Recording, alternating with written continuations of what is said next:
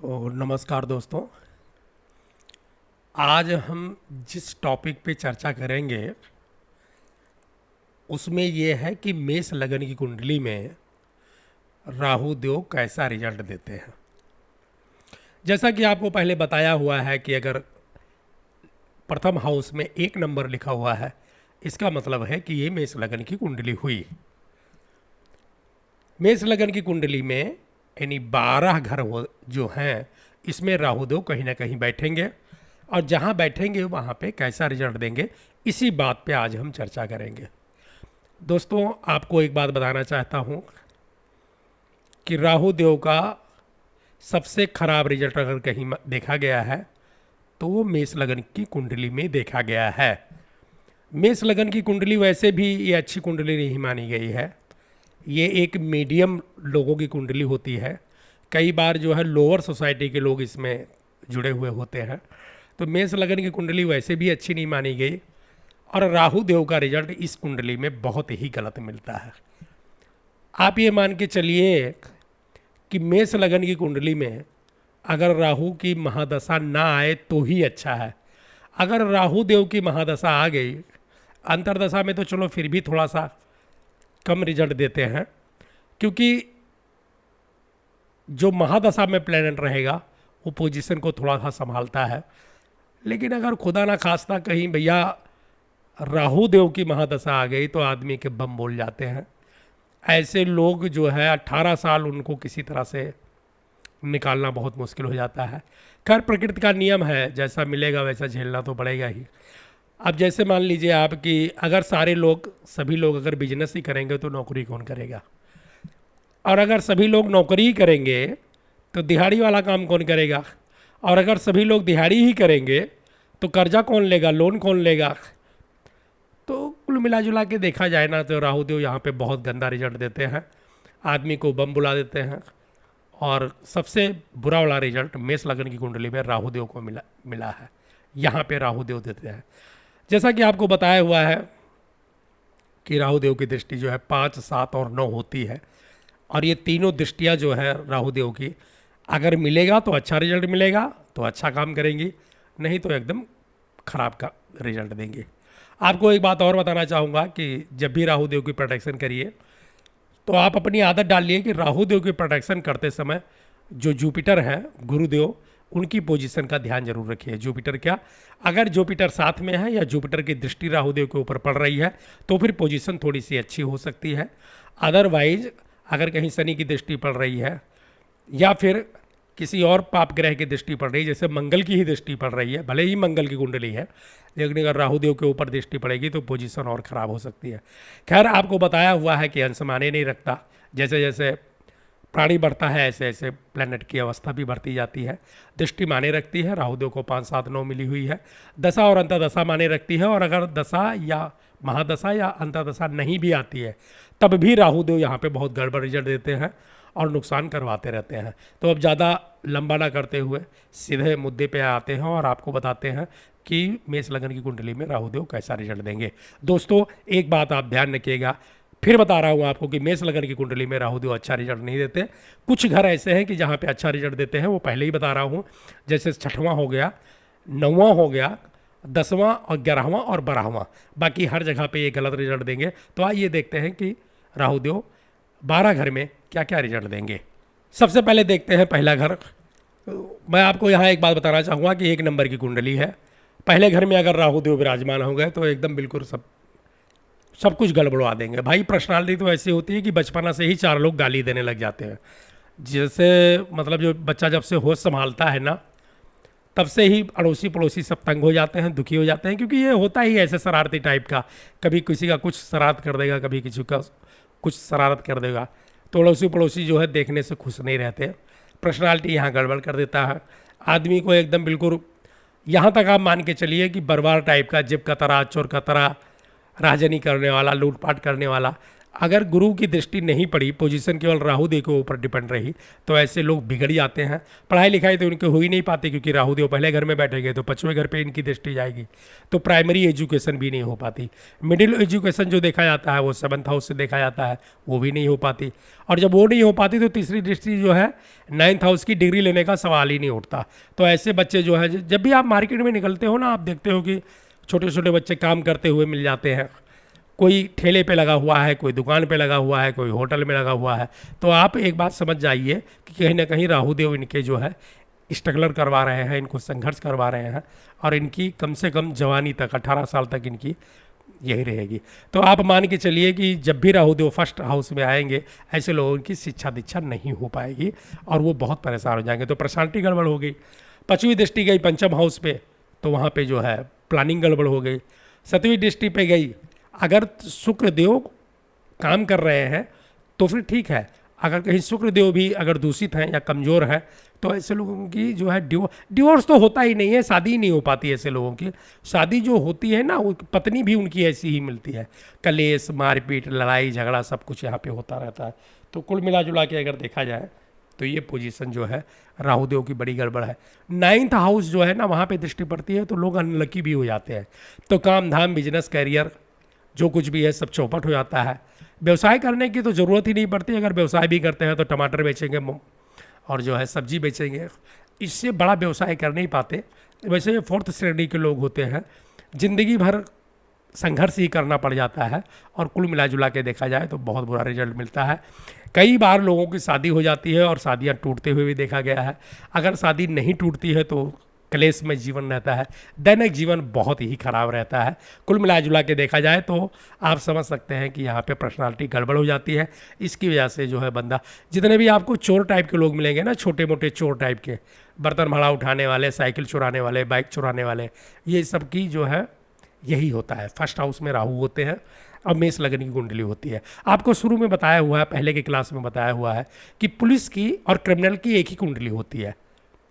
समझ गए? अगर नहीं बताया है तो फिर से बता रहा हूँ, आप समझ लीजिए।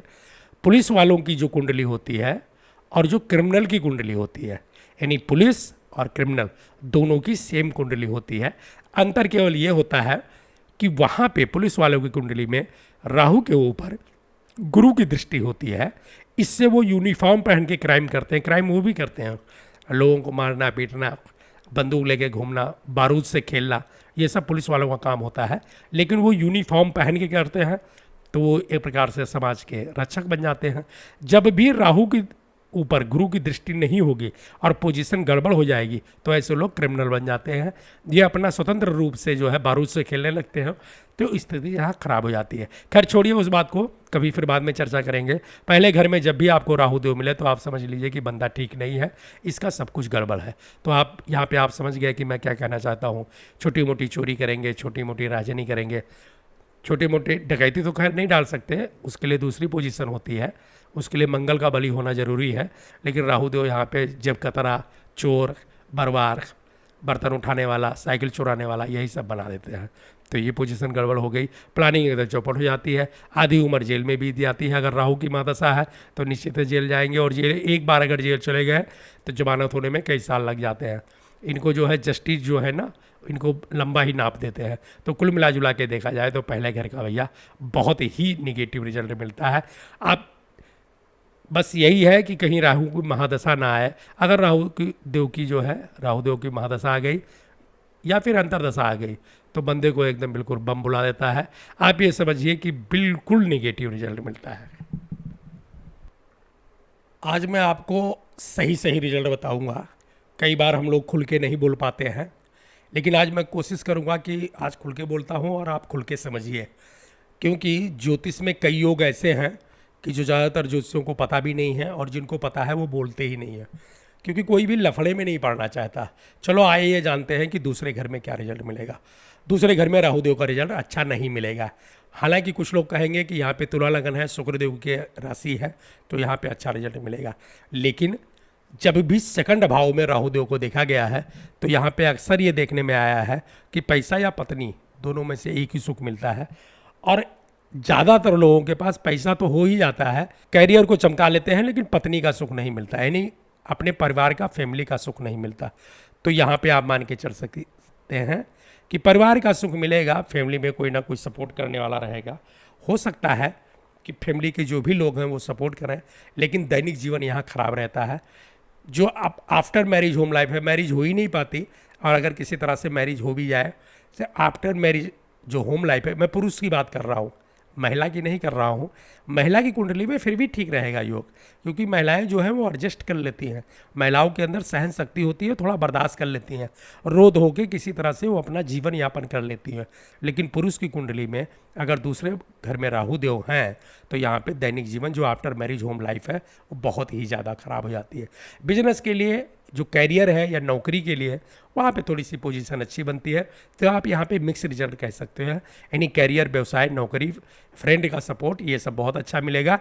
लेकिन जो है दैनिक जीवन, खासकर वाइफ को लेकर के यहाँ पे प्रॉब्लम का सामना करना पड़ेगा। तो ये हो गया दूसरे घर का रिजल्ट। दूसरे घर का जो भी ये जो राहु देव अगर बैठे मिले, तो आप एक बात समझ लीजिएगा कि मेष लगन की कुंडली में अगर सेकंड घर में राहु देव विराजमान है तो इसके मतलब ये बंदा सेल्फिश है। इस बंदे के ऊपर कभी भी विश्वास नहीं करना चाहिए। ऐसे लोग थोड़ा कट्टर भी हो जाते हैं, जो अपने पंथ के लिए, मतलब अपनी जात के लिए, अपने कौम के लिए खुल के सपोर्ट करते हैं, और जो दूसरे पंथ के लोग हैं उनके प्रति इनका विरोध जो है वो एक प्रकार से खुल के सामने आ जाता है।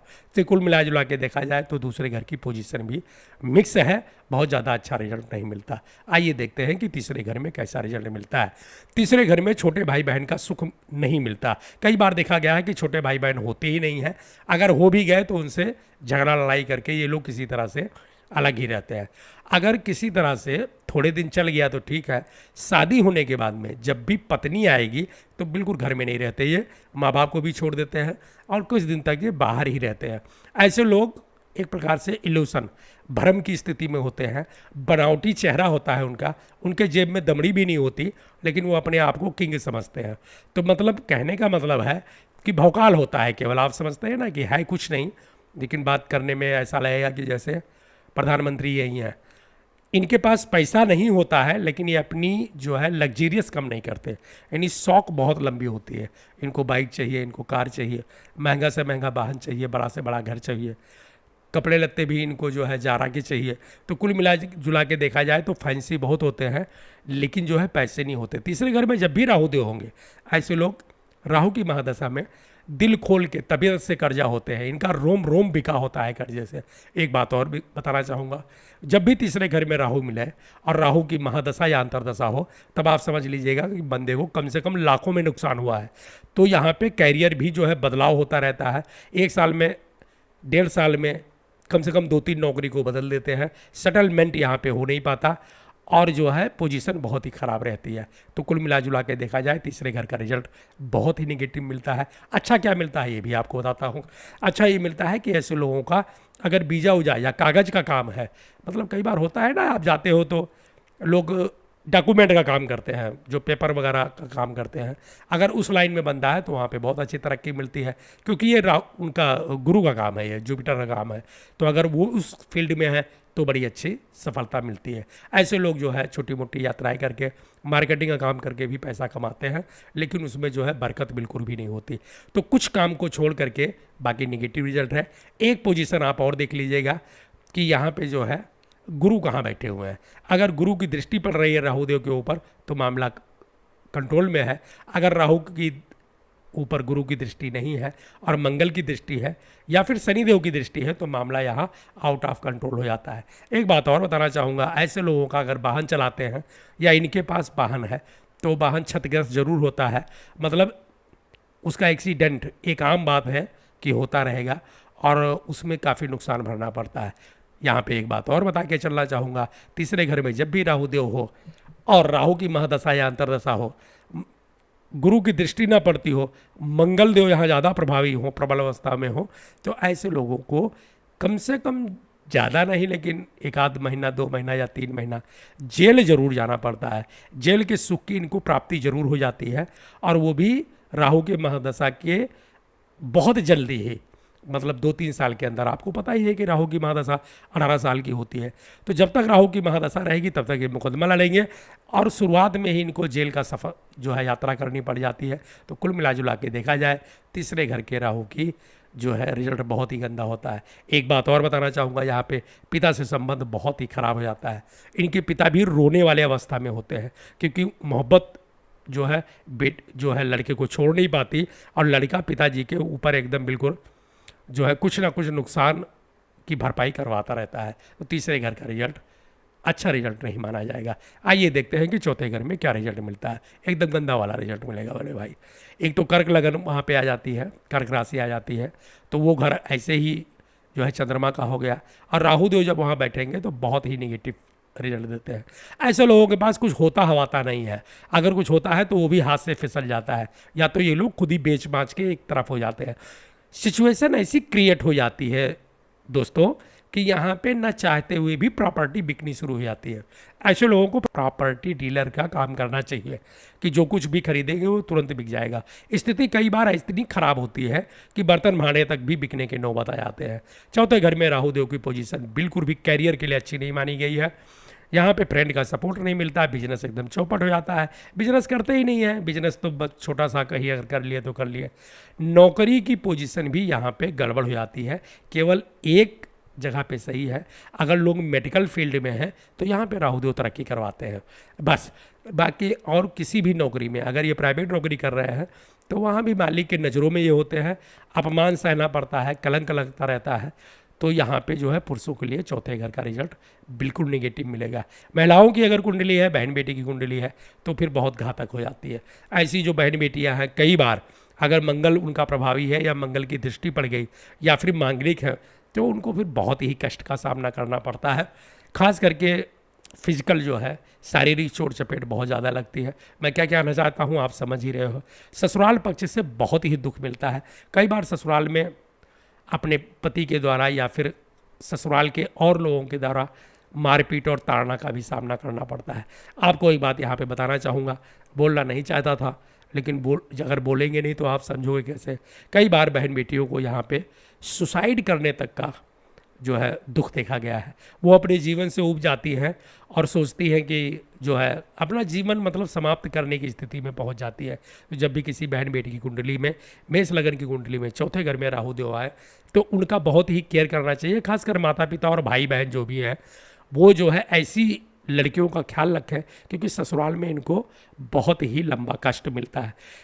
कई बार जो है ऐसा भी देखा गया है कि ये बिल्कुल टेंशन में और जो है चिंता में इतनी हो जाती है कि पागलपन की हद तक चली जाती है, और ये सब कुछ छोड़ के घर मकान कहीं भाग जाने की स्थिति तक हो जाती है। तो सिचुएशन को कंट्रोल करने के लिए जो मायके वाला पक्ष है उनको सपोर्ट करना चाहिए। अगर चौथे घर में किसी बहन बेटी की मेष लगन की कुंडली है, 4th हाउस में राहु देव आते हैं, ऐसे लोगों को किसी विद्वान ज्योतिषी से अपना जो है विवेचना करवानी चाहिए, रिमेडी करनी चाहिए, जब तक व्रत करना चाहिए, पूजा पाठ करना चाहिए, और हो सके जो कुछ भी बताएं ज्योतिषी लोग वो करना चाहिए। अदरवाइज मैरिड लाइफ जो है लेडीज की बहुत ही ज़्यादा ख़राब रहती है, जेंट्स की भी ख़राब रहती है। लेकिन फिर वही बात आ गई कि पुरुष तो फिर भी जेल जाता है क्योंकि वो समाज में बाहर निकलता है। अभी 70% के लगभग महिलाएं जो है वो हाउस वाइफ होती हैं। तो जब कोई बहन बेटी की कुंडली में ये पोजीशन मिले तो आप लोग वहाँ पे बहुत अच्छी तरह से प्रोटेक्शन कीजिएगा। अगर गुरु की दृष्टि पड़ती है तो मामला कंट्रोल में हो सकता है। देखिए मैं एक बात आपको बार बार कह रहा हूँ, आप इस बात को पकड़ के मत बैठना कि यहाँ पे गड़बड़ होगा। मान लीजिए गुरु की दृष्टि पड़ रही है और गुरु 7th हाउस में आ गए तो पोजीशन एकदम चेंज हो जाएगी। ऐसे में जो भी बहन बेटी हैं उनका पति का सुख मिलेगा और पति के साथ ही उनको जो है सेटिस्फैक्शन रहेगा। हाँ, परिवार फिर भी छूट जाएगा, सास ससुर नंद देवर जेठ इनका प्यार नहीं मिलेगा, लेकिन पति को लेकर के वो अपना जो है मैरिज लाइफ दाम्पत्य जीवन चला सकती है। तो आपको प्रोटेक्शन करते समय जैसा कि मैंने पहले बताया आपको और ग्रहों की भी प्रोटेक्शन कर लेनी है। आइए देखते हैं कि 5वें घर में कैसा रिजल्ट मिलता है। एकदम बुरा रिजल्ट मिलेगा। 5वें घर में अगर बंदा है तो एक्सीडेंट होता रहेगा, एक आध हड्डी वड्डी जरूर टूट जाएगी। ऐसे लोगों को वाहन के पर चलाते समय जो है बहुत सतर्क रहना चाहिए। प्लानिंग इनकी चौपट हो जाती है। कैरियर और बिजनेस को लेकर के भी इनका जो है बहुत ही बुरा योग देखा गया है। केवल अच्छा क्या होता है, ऐसे लोग अगर लॉटरी सट्टा या फिर शेयर मार्केट या फिर फॉरेनर से जुड़ा हुआ कोई भी काम करते हैं तो उनको फिर अच्छा सफलता मिलती है। कई बार 5वें घर में राहु देव की पोजीशन होते हुए अगर मंगल की पोजीशन 10th हाउस में बन गई, सूर्य वगैरह जो है 1st हाउस में आ गए और गुरु केंद्र भाव के अंदर हो गए, तो ऐसे लोगों को सरकारी सर्विस में भी देखा गया है। तो कुल मिला जुला के यहाँ पे 50-50 रिजल्ट है। अगर गुरु का सपोर्ट नहीं मिला तो ऐसे में राहु देव जो दर दर की ठोकरें खिलवा देते हैं, और अगर गुरु का सपोर्ट है, मंगल का सपोर्ट है, तो यहाँ पे बंदे का प्लानिंग और शेयर मार्केट वगैरह में काम करने का अच्छा मिल जाता है। तो आप दोनों तरफ 50-50 रिजल्ट देखिएगा। हाँ, संतान को लेकर के थोड़ी सी दिक्कत होती है, संतान के सुख में थोड़ी कमी बन जाती है। औलाद जो होता है वो पहली बात तो उसके ऊपर पैसे बहुत खर्च करने पड़ते हैं, और वो कहा बिल्कुल नहीं मानता। अगर 5वें घर में किसी का भी राहु है तो आप समझ लीजिएगा कि इसकी जो संतान है ये इनकी बिल्कुल भी इज्जत नहीं करते, सम्मान नहीं करते, इनका जो है आदर नहीं करते, और इनका जो है कहा हुआ कुछ भी नहीं मानते हैं। तो संतान के तरफ से थोड़ी सी दिक्कत का सामना करना पड़ता है। बाकी रिजल्ट आप समझ गए, मिक्स वाला रहेगा। बिजनेस में अगर शेयर मार्केट में है, इंस्टीट्यूट में है, कागज पत्तर वाला काम कर रहे हैं तो फिर अच्छा रहेगा। और अगर गुरु सपोर्ट नहीं कर रहा तो आप कुल मिला जुला के आप ये मानिए कि यहाँ पे निगेटिव रिजल्ट ही मिलता है। आइए देखते हैं कि 6वें घर में कैसा रिजल्ट मिलता है। परफेक्ट वाला रिजल्ट मिलेगा भाई साहब। 6वें घर में एकदम ज़बरदस्त वाला रिजल्ट मिलेगा। कैरियर भी चमक जाएगा, थोड़ा सा मुकदमेबाजी होगी, थोड़ा सा लोग विरोध करेंगे, लेकिन आदमी ज़बरदस्त होगा। एक तो मेष लगन की कुंडली है, ऐसे ही दबंग टाइप का होता है, और दूसरा जो है राहुदेव 6 हाउस में हो गए तो कोई बाल बाका नहीं कर पाता। तो यहाँ पे ये आदमी थोड़ा सा दबंग टाइप का हो जाएगा। काम भी थोड़ा उल्टा ही करता है, जैसे कंट्रैक्टर का काम हो गया, ठेकेदारी हो गई, या फिर कहीं दूसरे टाइप का कॉन्ट्रैक्ट लेना हो गया, जैसे निर्माण का काम हो गया, कंस्ट्रक्शन का काम हो गया। मतलब ये ठेकेदारी ही करते हैं, कॉन्ट्रैक्ट लाइन में होते हैं और वहाँ पे दबंग बन करके काम करते हैं। यहाँ पे प्रॉफिट होती है, कई लोग इनके अंडर में होते हैं, लेकिन पुलिस दरोगा के साथ इनके जो है थोड़ा सा उनके साथ कंप्रोमाइज़ करके चलना पड़ता है। कहने का मतलब है कोर्ट कचहरी के चक्कर लगते रहते हैं, थोड़ा बहुत विवाद होता रहता है, लेकिन कुल मिला जुला के यहाँ पे देखा जाए तो कैरियर के लिए, बिजनेस के लिए, दाम्पत्य जीवन के लिए, फ्रेंड सर्कल के लिए सब जगह पे अच्छा रिजल्ट मिलता है। राहु देव को जो है कन्या लगन में कुछ विद्वान जोशी उच्च का मानते हैं, और 6 हाउस जो है पापी ग्रह है, वहाँ पर रोक धोक और ये सब देखा जाता है। राहु देव जब भी आते हैं तो ऐसे लोगों को रोक धोक से मुक्ति मिल जाती है, कर्जा से भी मुक्ति मिल जाती है। थोड़ा बहुत फाइनेंशियल जो स्थिति है वो गड़बड़ाती जरूर है, लेकिन राहुदेव इज्जत बचा के रखते हैं। तो आप यहाँ पे राहुदेव का पॉजिटिव रिजल्ट मान सकते हैं कैरियर के लिए, बिजनेस के लिए, नौकरी के लिए, भवन सुख के लिए, मकान के लिए, फ्रेंड सर्कल के लिए, दाम्पत्य जीवन के लिए, हर जगह पे आप यहाँ व्यवसाय वगैरह के लिए अच्छा वाला रिजल्ट मान सकते हैं। 6 हाउस में राहुदेव का पॉजिटिव रिजल्ट माना जाएगा। आइए देखते हैं कि 7th हाउस में कैसा रिजल्ट माना जाएगा। 7th हाउस में बहुत से लोग कहेंगे आपको कि यहाँ पे अच्छा रिजल्ट मिलेगा, क्योंकि ये शुक्रदेव का तुला राशि यहाँ पे शो हो रही है। तो शुक्रदेव चूँकि राहुदेव के फ्रेंड है, तो कुछ लोग बोलेंगे कि यहाँ पे अच्छा रिजल्ट मिलेगा। लेकिन मैं आपको एक बात बता रहा हूँ, मित्रता और शत्रुता जो है वो ज़्यादा मायने नहीं रखती। जब आप आगे चलोगे तो मैं आगे आपको समझाऊंगा कि मित्रता भी कई प्रकार की होती है। आपको बताना चाहेंगे कि जैसे मान लीजिए आपके घर में कोई आके बैठ गया है, तो वहाँ पे आपसे एक प्रकार से दोस्ती हो जाएगी, लेकिन आपका पड़ोसी है तो वहाँ पे आपकी शत्रुता रहेगी। अब मान लीजिए मैं आपको समझाने के लिए कह रहा हूँ, राहुदेव 7th हाउस में है और शुक्र जो है 7th हाउस के मालिक है और 6 में चले गए, तो शुक्रदेव तो न्यूट्रल हो गए, शुक्रदेव तो कुछ कर नहीं पाएंगे, राहुदेव अपनी चलाएंगे 7वें घर में। आप समझ गए ना, 7वें घर में राहुदेव आ गए और 7वें घर की जो लार्डशिप मिली हुई है, शुक्रदेव को मिली हुई है, वो 6 हाउस में चले गए। तो 6 हाउस में क्या कर पाएंगे वो, एक तो नीच के हो गए, दूसरा 6वां घर मिल गया, तो राहुदेव तो न्यूट्रल हो गए, वो तो बुरा रिजल्ट दे रहे हैं। अब राहु मतलब शुक्रदेव बुरे हो गए, वो न्यूट्रल हो गए या फिर नेगेटिव रिजल्ट दे रहे हैं 6 हाउस में बैठ के। अब वहाँ पे क्या होगा कि ये जो है राहुदेव 7वें घर में आ गए, तो ये अपना बम बुलवाएंगे, ये अपनी चवन्नी चलाएंगे। और ऐसे में जब भी राहुदेव 7th हाउस में बैठे मिले, तो आप एक बात समझ लीजिएगा कि ऐसे लोगों का दाम्पत्य जीवन जो है बड़ा नरकीय होता है। ऐसे लोग अपने पार्टनर के साथ चीटिंग करते हैं।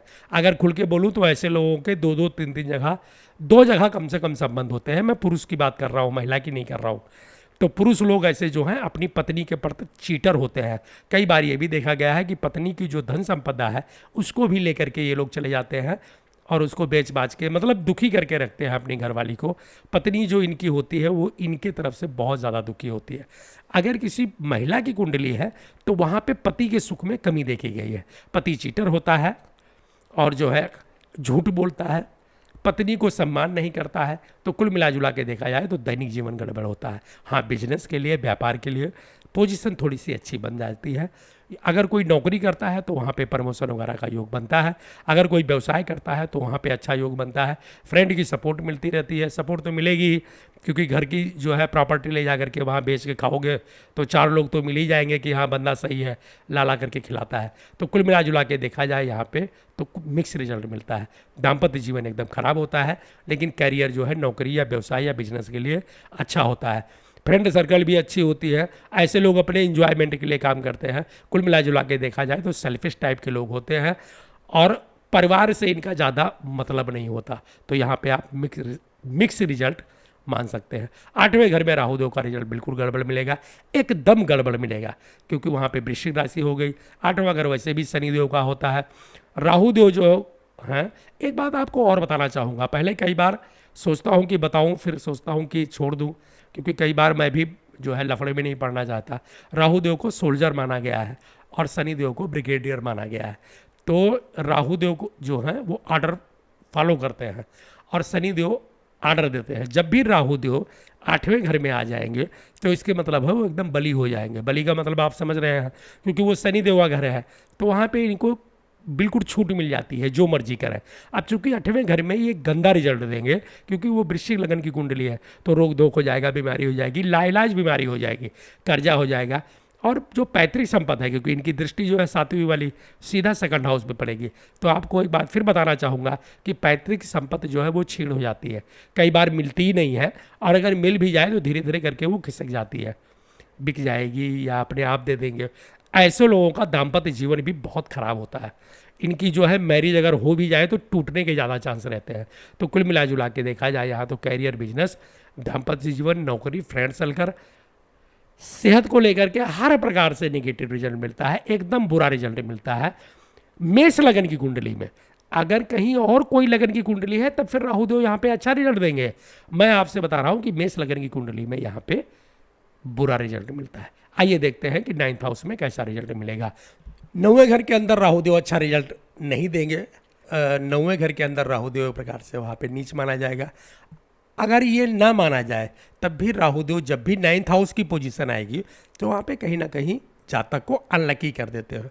अब राहु देव की दृष्टि जहाँ जहाँ जाएगी वहाँ का तो गलत रिजल्ट मिलेगा ही। राहु देव की दृष्टियाँ बहुत होती हैं, 5, 7 और 9 होती है। तो आप ये मान के चलिए कि राहु देव यहाँ पे बिल्कुल जो है वैसा रिजल्ट देंगे। कैरियर को ख़त्म कर देंगे, एकदम धीरे धीरे ख़त्म करते जाएंगे। व्यवसाय तो यहाँ चलता नहीं है, आदमी अनलकी हो जाता है, तो यहाँ पे उसकी कोई भी तीर जो है निशाने पे नहीं लगती। खास करके फैमिली वगैरह से और फ्रेंडशिप वगैरह से वहाँ से भी सपोर्ट कम हो जाता है।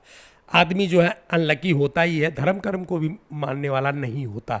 ऐसे लोग जो है धर्म कर्म से दूर भागते हैं। तो कुल मिला जुला के देखा जाए तो 9th हाउस का रिजल्ट भी भाई साहब निगेटिव भी मिलता है, अच्छा नहीं मिलता। आप कैरियर के लिए, बिजनेस के लिए, व्यवसाय के लिए, दाम्पत्य जीवन के लिए, हर चीज़ में यहाँ भी निगेटिव ही मान सकते हो। मेष लगन की कुंडली में राहु देव का 9th हाउस का रिजल्ट अच्छा नहीं देखा गया है, इसलिए आपको कह रहा हूँ कि सब कुछ यहाँ पे निगेटिव मान के ही चलिएगा। आइए देखते हैं कि 10वें घर में कैसा रिजल्ट मिलेगा। परफेक्ट रिजल्ट अगर मेष लगन की कुंडली में कहीं अच्छा रिजल्ट मिलेगा तो वो यहाँ पे मिलेगा राहु देव का, क्योंकि 10वें घर में राहु देव प्रकार से बिल्कुल बली अवस्था में हो जाते हैं। एक बात आपको और बताना चाहूँगा, जब भी आप राहु देव की प्रोटेक्शन कर रहे हो धीरे धीरे आपको प्रैक्टिस हो जाएगी। आपको देखना है कि केतु देव भी है ना साथ में, तो जब भी राहु देव 10th हाउस में आएंगे तो केतु 4th हाउस में चले जाएंगे। 4th हाउस के केतु देव का रिजल्ट बहुत ही शानदार माना गया है। तो राहु देव का रिजल्ट 10वें घर में बहुत ही अच्छा मिलता है। महादशा या अंतरदशा के अंदर ये समाज में पूजनीय बना देते हैं। बिजनेस बहुत अच्छा चलेगा, व्यापार बहुत अच्छा चलेगा। आदमी जो है मंत्री, विधायक, प्रधान, कुछ भी हो सकता है, MP, MLA कुछ भी हो सकता है, 1 क्लास का अफसर हो सकता है, समाज से रिलेटेड कोई भी काम मतलब अफसर हो सकता है, SDM हो सकता है, जुडिशरी में जज हो सकता है, बड़े क्लास का वकील हो सकता है, कहीं टीचिंग लाइन में जो है यूनिवर्सिटी का जो है लेक्चरर हो सकता है, अच्छे पोजीशन पे हो सकता है। मतलब 3rd क्लास या 4th क्लास वाला नहीं, वन क्लास का अफसर हो सकता है। तो कुल मिला जुला के देखा जाए तो 10th हाउस में करियर के लिए, बिजनेस के लिए, व्यापार के लिए, दाम्पत्य जीवन के लिए, फ्रेंड के लिए सब कुछ फर्स्ट क्लास का रिजल्ट मिलेगा। क्योंकि राहु देव अगर 10th घर में है तो केतु चौथे घर में है, तो वहाँ पर भले ही राहु की महादशा है, भले ही राहु देव की अंतर्दशा रहे, लेकिन 10वें घर में ये बहुत ही बली अवस्था में मिलते हैं। एक बात और आपको ध्यान दिलाना चाहूँगा, अगर गुरु की पोजीशन सेंट्रल में है, केंद्र भाव में है, जैसे फर्स्ट, फोर्थ, 7 या 10th में है, तो फिर यहाँ पे रिजल्ट और अच्छा ही मिलेगा। आपको आगे चल के बताएंगे। कई बार लोग गुरु चंडाल दोष को बुरा बोलते हैं, लेकिन कई घर ऐसे हैं कि जहाँ पे गुरु चंडाल दोष का असर बहुत ही अच्छा देखा गया है। तो 10वें घर में राहु देव का जो रिजल्ट है वो आप लोग फर्स्ट क्लास का मान के चलिएगा। 11वें घर के बारे में प्रचलित है कि जो भी प्लैनेट यहाँ बैठेगा वो अच्छा रिजल्ट देगा और इच्छा पूर्ति करवाने की क्षमता रखता है। शनि देव का घर है और शनि देव को एक प्रकार से ये शनि देव इनके ऊपर बहुत मेहरबान रहते हैं राहु देव के ऊपर, क्योंकि शनि देव दंड के कारक हैं। अब मान लीजिए कि कोई ब्रिगेडियर है, आपको समझाने के लिए कह रहा हूँ, अगर कोई ब्रिगेडियर है उसने ऑर्डर कर दिया कि अटैक करो, तो अटैक करने जाएगा कौन? अटैक करने सोल्जर जाएंगे। भाई जो ब्रिगेडियर है वो तो बंदूक लेकर लड़ाई करने नहीं जाएगा ना, वो तो केवल ऑर्डर देगा। तो शनिदेव ऑर्डर देते हैं कि अटैक करो, और राहु देव को सोल्जर माना गया है, लेके गन पहुंच जाते हैं फायर करने के लिए। तो 11th हाउस की पोजीशन जो है शनिदेव के पास है, क्योंकि कुंभ राशि है वो।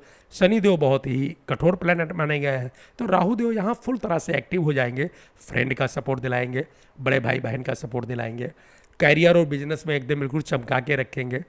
दाम्पत्य जीवन बहुत अच्छा चलेगा, आदमी भी थोड़ा सुलझा हुआ हो जाएगा, और जैसे जैसे उम्र बढ़ती जाएगी वैसे वैसे समाज में पूजनीय होता चला जाएगा। तो 11वें घर का रिजल्ट जो है बहुत ही अच्छा माना गया है।